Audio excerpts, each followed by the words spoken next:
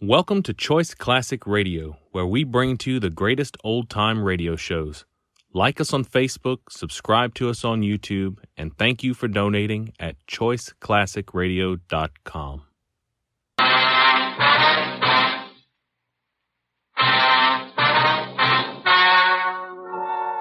story you are about to hear is true.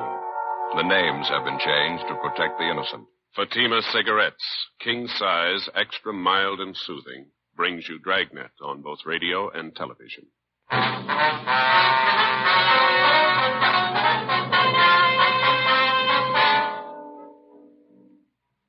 You're a detective sergeant. You're assigned to robbery detail. 2 armed bandits hold up a restaurant in your city. The owner is slugged, beaten viciously. One of the bandits is shot. The other makes good his escape. Your job? Get him. Friends, the name Fatima has always stood for quality.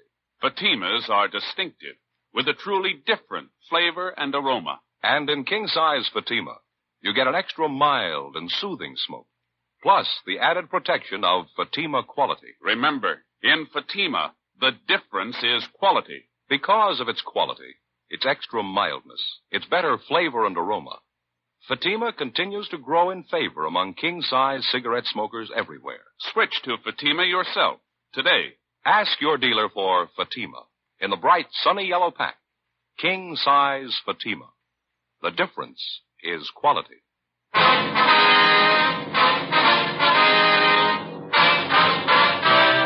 Dragnet, the documented drama of an actual crime. For the next 30 minutes, in cooperation with the Los Angeles Police Department, you will travel step by step on the side of the law through an actual case transcribed from official police files. From beginning to end, from crime to punishment, Dragnet is the story of your police force in action. It was Monday, June 2nd. It was smoggy in Los Angeles. We were working the day watch out of robbery detail. My partner's Frank Smith. The boss is Captain Diddy. My name's Friday. It was 7:53 a.m. when I got to room 27A. Robbery detail. Oh, good morning, Joe. Morning, Frank. What's doing? Not too much. How was the weekend? Oh, it was great. I hated to come back. It's sure nice up there. Where'd you go? Same place? Yeah, Lake Mary. You remember Don Camp House up there, don't you? Yeah, sure. He said say hello. Fishing's real great up there. You ought to try and make it next month or so if you can. Fat chance. Well, what's the matter? The in-laws are loose again. They're coming down for a visit. Never stay less than a month. That'll take care of my vacation. That's too bad. Why don't you say something to the wife? What's the use? Why start an argument? I don't know what you mean. Well, what do we got here? Anything hot? Yeah, this one here. Hold up and slugging. Cafe down on South Hill. Radio car boys jumped him. Shot one of them. The other one got away. They identified yet? Yeah, the one who was shot, Benny Ashford. Record long as your arm. Graduate from Folsom. Some of them never learn. How about the number 2 man? Don't know. They tried to talk to this Ashford last night. He wouldn't tell them anything. I called the hospital just before you came in. They operated on the guy 6 o'clock this morning. You're going to call as soon as he's able to talk. It's going to be a couple days at least. Mm-hmm. How much they get? Here's a crime report. Thank you. Did you talk to the victims yet? No, not yet. It's a fair night's work, isn't it? Mm. $805 in cash, man's diamond signet ring, estimated value of $1,500. 17 stitches in the victim's scalp, slugged with a revolver. Must have meant business. Lousy thing. They didn't have to slug him. He couldn't put up much of a fight anyway, 68 years old. No other witnesses, huh? No. Just the owner, his wife, the bartender? That's all they have listed yet. Did you phone the victims yet? No, I was just going to when you came in. 2 phone numbers for them. They're both listed there. Yeah, I see. Why don't you finish up with the daybook here, and I'll give him a call, all right? Okay, fine.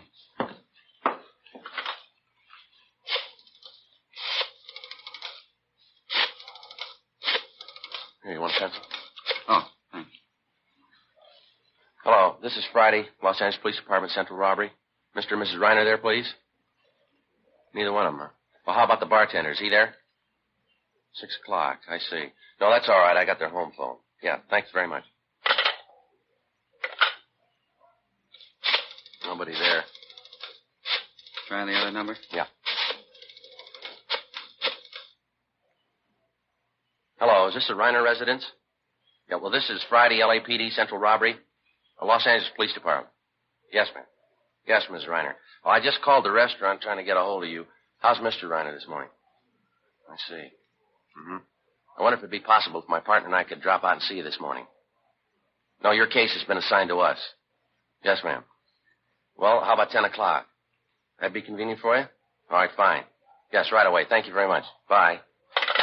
Oh, I got it set up, Mr. and Ms. Reiner. Yeah? 10 o'clock this morning out at their home. How's the old man feeling? My wife says pretty rough. He lost quite a bit of blood. Big shock for an old man. It's too bad. She says he's still pretty hazy, but we can talk to him. One thing he remembers pretty well, though. Yeah? The face of the man who slugged him.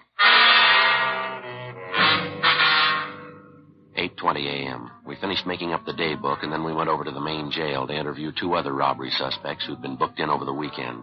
We completed our 5:10 reports on them, and then we got in the car and drove out to the Westchester district to talk to the victims of the cafe holdup the night before, Mr. and Mrs. William Reiner.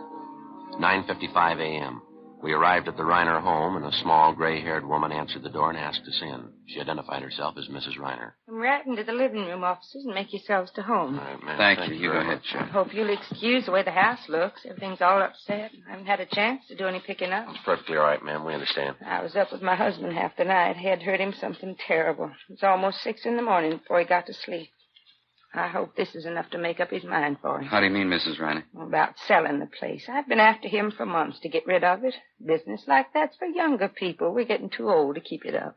Besides, the doctor's been telling William he needs more rest, less worry. I see. Well, how's your husband feeling now, ma'am? Oh, not so well. He lost so much blood and his head's so sore. He's taking a nap right now. I expect he'll be awake in a few minutes. That's all right with you, isn't it, officer? Yes, ma'am. It's perfectly all right.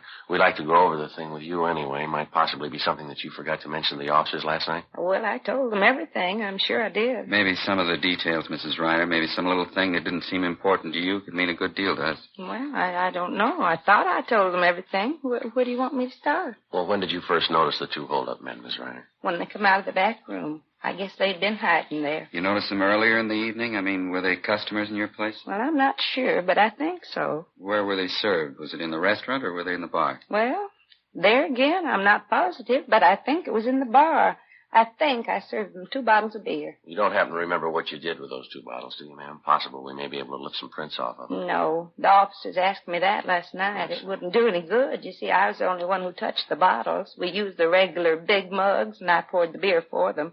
Neither one of them touched the bottles. Now, how about the man who escaped, Miss Reiner? You remember him pretty well, do you? What he looked like, I mean? Oh, yes. Yes, he's the one who did all the talking. He's the same one who hit my husband, too. What did he look like, ma'am? How old would you say he was? Oh, I don't know. I think I'd say he was in his late 30s, yes. How tall, ma'am? Well, my husband's 5'9", and I'd say the man was 2 inches taller than him. He's huskier, too. I'd guess about 175 or 80 pounds, a very strong-looking man. Do you remember what he was wearing, Miss Reiner? It was a tan sports coat, I think, and green slacks, light green, and a dark brown hat. Did you notice anything unusual about him? I beg your pardon? Anything outstanding about him? Anything that was different? Say a scar, a mole, tattoos, anything like that? No, not that I could notice. What was the first thing this man said to you and your husband, ma'am? Well, he said it to all 3 of us, me and my husband and the bartender. That's George O'Leary. He's been with us for years. He's a good bartender, if he'd only stay sober. Yes, ma'am. What was the first thing the hold-up man said? Well, he's the same one that hit my husband, you know. He said in a real loud voice, he said, "This is a stick-up. Get your hands up high and keep 'em there." Well, what happened then, ma'am? We put our hands up for George. That's the bartender, you know. Scared him so bad he dropped a full bottle of bourbon. Bonded, too. Broke all over the floor. George isn't well. That's why he drinks. Well, what did the hold-up men do after they had you raise your hands? Well, that one that hit my husband, he told the other man to go behind the bar and get the money. It was all spread out on the bar. William and I was just checking the register when it happened. Let's see. Would you go on, please? Well, after they got the register money, they put it in our bank bags. And then they went through my purse and through my husband's wallet and through George's wallet, too. They took George's last $1.50. Got $805 in all. Cash, I guess you knew that. Yes, ma'am. Well, what happened after that? Jenny, where are you? Oh, will you excuse me, officers? My husband. Yes, ma'am. Go right ahead. I'll just see what he wants. I think he'll be able to talk to you now. All right, ma'am. Frank, do you remember to bring that mug book? Yes, it's out in the car. That's good. We can leave it here with the Reiners. Pick it up later tonight. Okay, you want me to get it now? No, let's wait and see how he is. Officers, would you like to come back here? Officers? Yes, ma'am, we're coming. Jenny, would you pull up chairs for the officers? Oh, why, surely. Officers, this is my husband, Will. How do you do, Hello. sir? Here you are, Sergeant. Thank you very much. You catch the other man yet, the one who hit me? No, sir, not yet. That's why we're out here. We know that you don't feel too well, Mr. Reiner. We'll try to keep it short. No, I sure don't. I guess Jen told you. My head's killing me. Poor girl. I kept her up most of the night, I guess. Sure, fine nurse, Jen. She didn't get any rest at all. Yes, sir. Well, she was just telling us about the holdup last night, sir, how it happened. I was telling them how they got the money, Will. I didn't explain about your ring, though. Do you want to tell them? It was the worst part of the whole thing. I'd rather have lost anything but that ring. How's that, sir? Some kind of a keepsake? It belonged to my dad. Diamond Signet. Stone wasn't perfect, but money sure can't replace it. Yes, sir. I remember when Dad gave it to me. It was just a couple of days before he died. It was his ring. Been the family way back. Which one of the holdup men took the ring, Mr. Ryan? The same one hit me. The one got away. After they took all our money, he came over to me and said, "Give me the ring. Hand it over." I told him I couldn't get it off my finger. What did you do then, sir? Slapped my face. Said if I couldn't get the ring off, he could. Said if he had to, he'd cut it off. I pleaded with him. I told him what it meant to me. It didn't do any good. I see.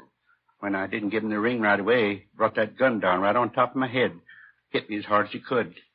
I don't remember too well after that. You think you'd recognize the man if you ever saw him again, Mr. Reiner? I'll never forget him. I sure hope you find the ring, officer. Jen and I have been through some tough times together. I guess at one time or other we've either sold or pawned everything we owned. But we never let go of that ring. Never did. Not until last night.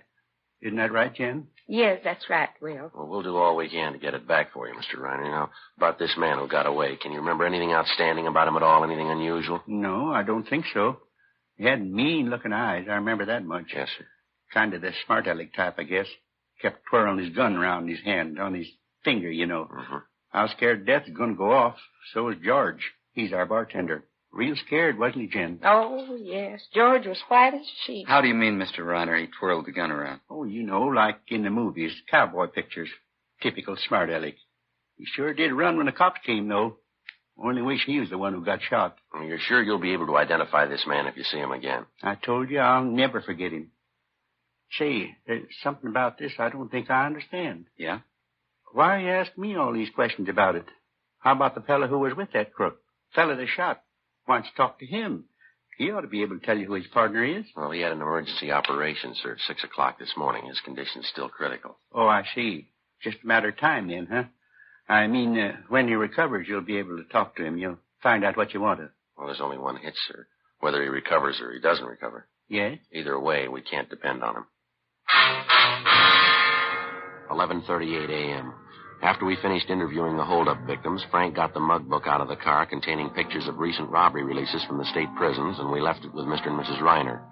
We instructed them that if they succeeded in identifying any one of the pictures, to take down his name and prison number and call our office immediately. We told them we'd be back later that afternoon. 11:50 a.m. We left the Reiner home and drove down to the scene of the robbery, the restaurant on South Hill. When we got there, Officer Walmsley from Leighton Fingerprints was just leaving. He told us that he'd been unable to raise any legible prints at the back window where the number 2 suspect had escaped. Frank and I checked over the scene, then we headed back for the office. There were half a dozen messages for us in the book. One of them was to call State Parole Officer Fred Galloway at his office on South Broadway. Frank put in the call, and Galloway said he'd be right down. He thought he had something for us. 1:05 p.m. Galloway met us in the squad room and briefed us on some of the information that he'd received earlier that morning from one of his parolees. It concerned the wife of a former holdup man who now was wanted by Galloway for violation of parole. He told us the wife had rented a car from a U-Drive lot in Santa Monica and that supposedly the ex-con and his wife were planning to leave the city. What's the tie, Fred? How's it figure in for us? I was talking to Chandler this morning. He happened to mention the holdup you're working. This fellow answered the description of the one who got away. What was that name again, the ex-con? Ernest Morgan. Your L.A. number 178435. Folsom number is 12968.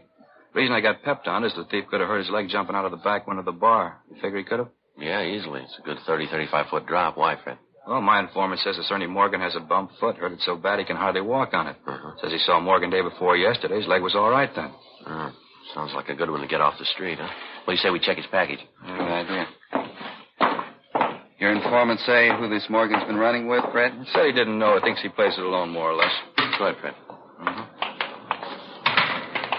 You contact the U-Drive lot, Fred, and get the dope on the car? Yeah. Didn't want to put the teletype on until I was sure. One of the fellows from our office had to make a call out that way. They're taking a mugshot of Morgan's wife out there to see if the U-Drive clerk can give him an ident on her. She got a record? Well, she's never done any time. Just did a couple of pinches with him. Never could make her on anything, though. I'll pull the package. All right, fine, Fred. How about your victims, Joe? They any good? Yeah, they claim they can identify the man. I don't think we'll have any trouble there. How about this informant of yours? You know where we can locate the Morgans? No, not now. According to him, Morgan and his wife left town about 9 this morning. He thinks he might get a line on where they're headed, though. Well, how come your informant knows so much about Morgan? He run with him? No, he sold with him up at the joint. Fred, Joe, you want to have a look? Yeah. Mm-hmm. Here's the package, his mugshot. Mm-hmm. Is this your Ernie Morgan, Fred? Yeah, that's him. Good picture? Yeah, it looks just like it. The description, Joe. Got everything right down the line. Yeah. Check this right here. Habits and characteristics. Yeah, looks like it, doesn't it? What's that? He likes to twirl a gun in his hand. 1:52 p.m. We placed Ernest Morgan's picture in an envelope along with 24 other mug shots, and then we put in a call to Mr. and Mrs. Reiner, told them we were coming out to see them. They told us that so far neither one of them had been able to identify any of the pictures in the mug book that we'd left with them. Fred Galloway went back to his office, and we told him we'd notify him the minute we got a positive identification. 2:25 p.m. We drove back to the Reiner home. The old man was still in bed. Been all the way through this book of yours, officers. Couldn't find one who looked like the man, could we, Jen? No, his picture's not in there, Sergeant. We're sure of that. I say, well, we've got some more of them here, folks. I'd like to have you look through them if you don't mind. See if you can identify one of them. Yes, all right.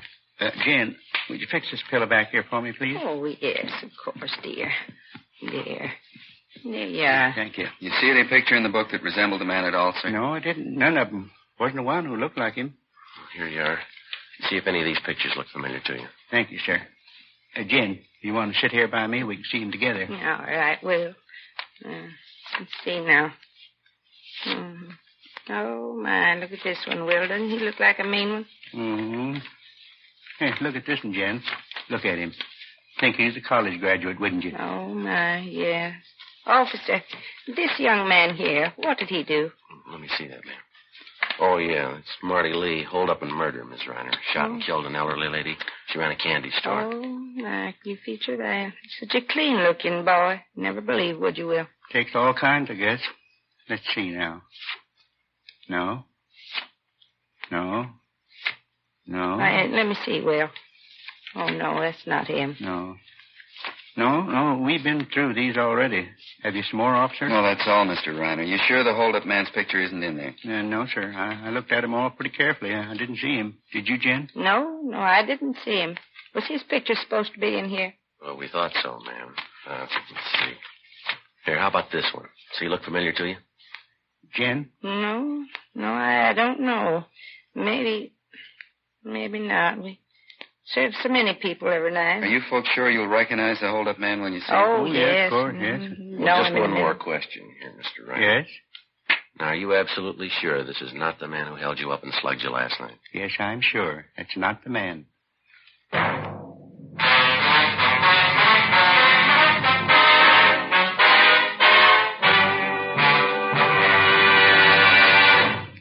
You are listening to Dragnet, authentic stories of your police force in action. Because of Fatima quality, its extra mildness, its better flavor and aroma, more smokers coast to coast are switching to king-size Fatimas every day. Switch to king-size Fatimas yourself. You'll find they're distinctive, with a truly different flavor and aroma. You'll find Fatima gives you an extra mild and soothing smoke, plus the added protection of Fatima quality. Yes, that's why Fatima continues to grow in favor among king-size cigarette smokers everywhere. Remember, the name stands for quality. Insist on Fatima, the extra mild and soothing king-size cigarette, with the added protection of Fatima quality.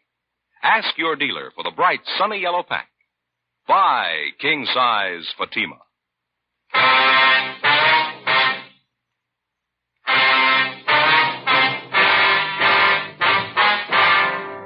Monday, June 2nd, 2:45 p.m. After the victims, Mr. and Mrs. Reiner, failed to identify Ernest Morgan as the robbery suspect, Frank and I got in the car and drove back to the office. Neither one of us had anything to say. Just at the moment we figured that we had the suspect positively identified, the victims themselves had contradicted what we thought was definitely the answer to the case. It wasn't by any means a news story. One of the first lessons a working detective learns is to keep an open mind, regardless of how incriminating the circumstances first appear to be. The big fallacy of a detective being too sure too soon is based, for the most part, on the failure to recognize that police work means human beings dealing with human beings. So instead of going by the usual odds, the human margin for error is doubled. Frank and I didn't have too clear an idea of how or why it came about, but suddenly we found ourselves farther away from the solution of the case than before we started. 3:10 p.m. Lousy day, huh? Yeah, sure. 10 after 3. Feel like I haven't slept for 2 days. Yeah, I know what you mean. Pretty hard to figure, isn't it? Sure hope the wife did the washing today. Why? She won't feel much like talking. I sure don't. Well, let's check the book, huh? Yeah, I'll do it. A couple of phone calls, Joe. One from the hospital, prison ward. What do they want? Our number 1 suspect, Ashford, he's doing better than they figured. Be available for interview tomorrow morning. Lucky thief, huh?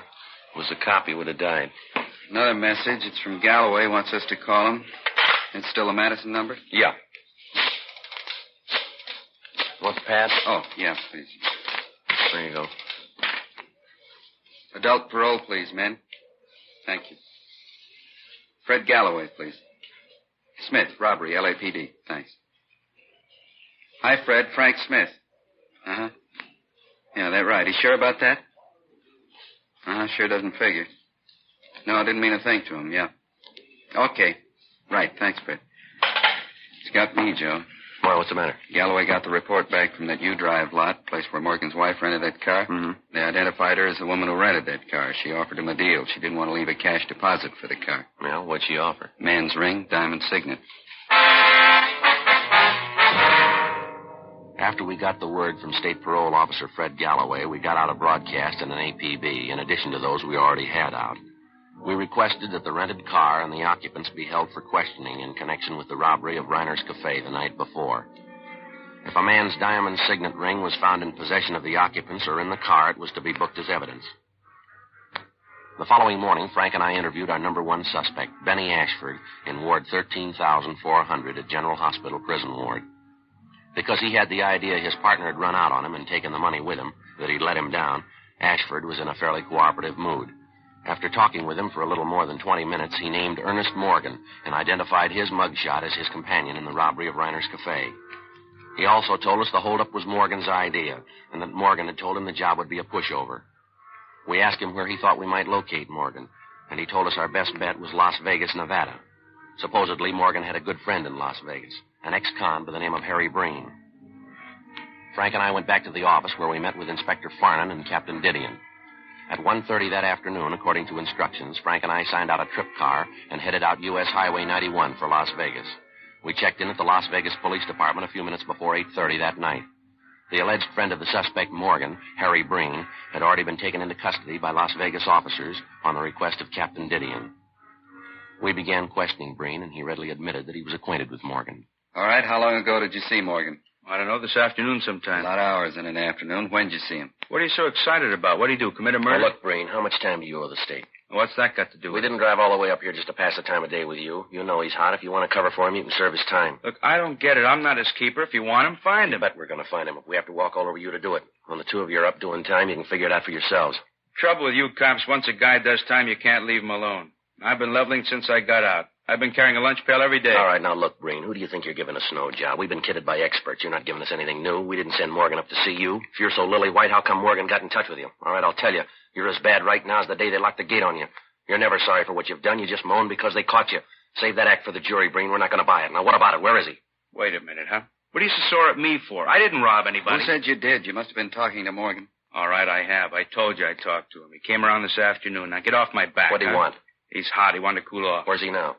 I don't know. Well, look, how should I know? He came around with his wife, asked for a favor. I couldn't do it. I just got married. My wife's a square. I told her about it. She wouldn't go for it.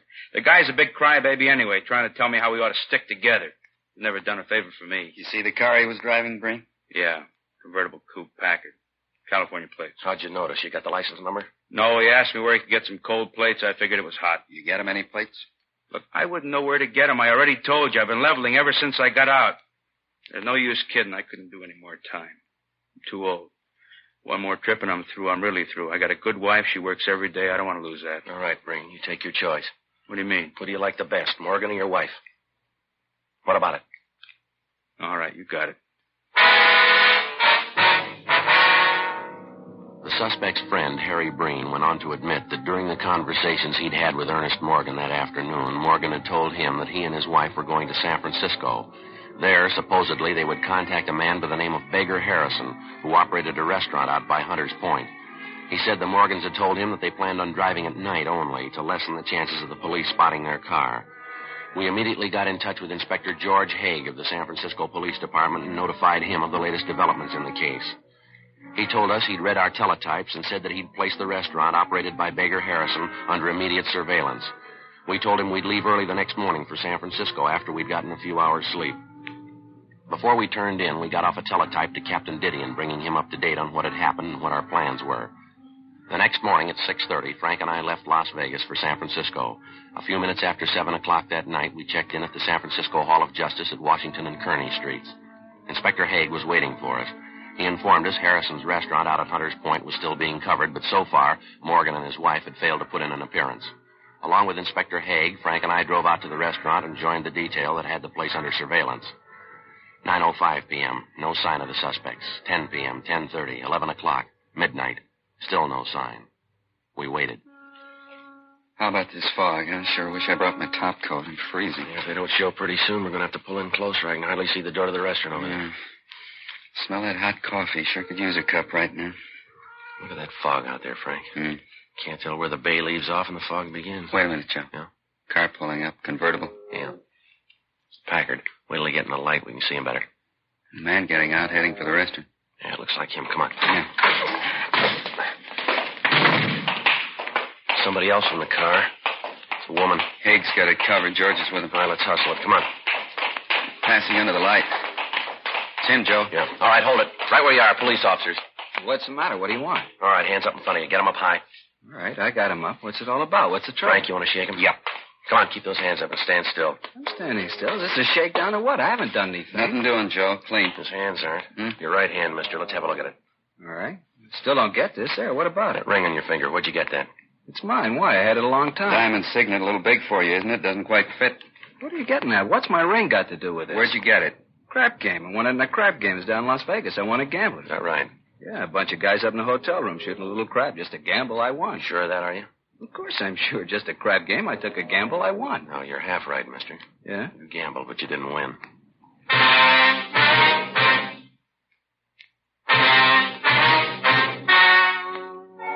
The story you have just heard was true. The names were changed to protect the innocent. On August 8th, trial was held in Superior Court, Department 89, City and County of Los Angeles, State of California. In a moment, the results of that trial. And now here is our star, Jack Webb. Thank you, George Fenneman. Friends, because you know what you're looking for in a king-size cigarette, all we ask you to do is compare Fatimas and then make up your own mind. You'll find Fatimas are distinctive, with a truly different flavor and aroma. You get an extra mild and soothing smoke, plus the added protection of Fatima quality. Smoke king-size Fatima. I'm convinced you'll agree that the difference is quality.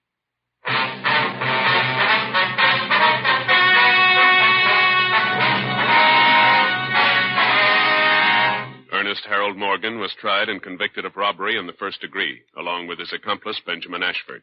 Ernest Morgan's wife was tried for conspiracy to commit robbery and found not guilty. Robbery in the first degree is punishable by imprisonment in the state penitentiary from 5 years to life. Ladies and gentlemen, when you buy defense bonds, you help build your own future security. You also become a partner with Uncle Sam in building America's security. Buy your bond today. You have just heard Dragnet, a series of authentic cases from official files. Technical advice comes from the Office of Chief of Police W.H. Parker, Los Angeles Police Department. Technical advisors Captain Jack Donahoe, Sergeant Marty Wynn, Sergeant Vance Brasher. Heard tonight were Vic Perrin, Virginia Gregg, Harry Bartell, Ralph Moody. Script by Jim Moser. Music by Walter Schumann. Hal Gibney speaking.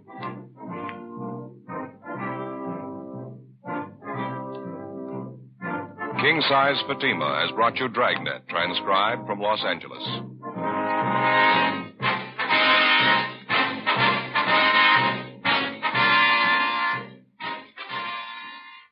This is NBC, the national broadcasting company.